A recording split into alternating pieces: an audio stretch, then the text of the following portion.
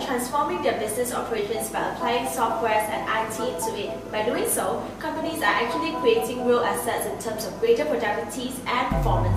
The most successful illustrations of IT application is the usage of broadband. It's true that the more connected we are, the more productive we are.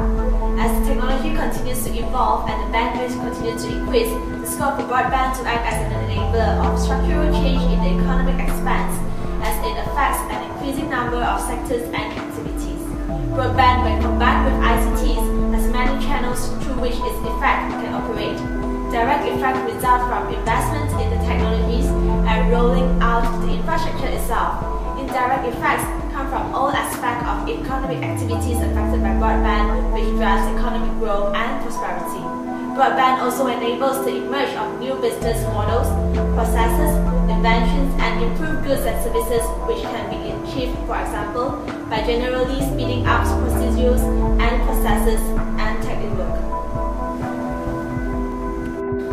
Technological advances both in wired and wireless network which enable the potential productivity gains to become possible. This not only results to an increase in sharing and networking, but also updating in real time with new information on the right decision making and more flexible working relationships. Structural size of workers' communication networks are highly correlated with performance because richer communication structures are found to predict multitasking, which in turn drive productivity. Both synchronous and asynchronous communication technology supports the ability of geographically dispersed groups to collaborate, whereby firms that had adopted such kind of network communication technologies recorded higher productivity growth. In Japan, manufacturing firms with network have higher labor productivity and tend to be larger than those without network. In addition, the use of both intra and inter-firms networks are found to be positively correlated with the level of total factor productivity. Further evidence confirming the positive link between competent networks and productivity is found in many online supply chain activities such as inventory control, order tracking, transportation, and logistic management. Many aspects of business are now taking place over broadband communications network, and just to name a few: supply chain management, online recruitment, customer service, online payment system, and e-commerce. Broadband is important in sectors that rely on the provisions of information, especially in financial market, insurance, and accounting firm. Furthermore, broadband and network are also playing an important role in enabling innovations. Broadband enable both innovations through development of new applications and the diffusions and further development of existing innovations. And these two channels mutually reinforce each other. On the other hand, firms that use ICT to innovate can create larger spillovers and increase in productivity. This effect can be further reinforced by broadband, as it enables more intensive use of ICT, enhancing the possibility of innovative use. New forms of ICT-related innovations processes are emerging, speeding the diffusions of qualified knowledge and ideas, enabling relations based on tacit knowledge and personal relations, and linking research more closely to innovations.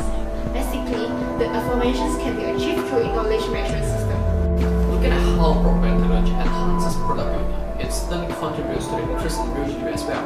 Using basic economic graph, increase in labor productivity shifts the production function upward.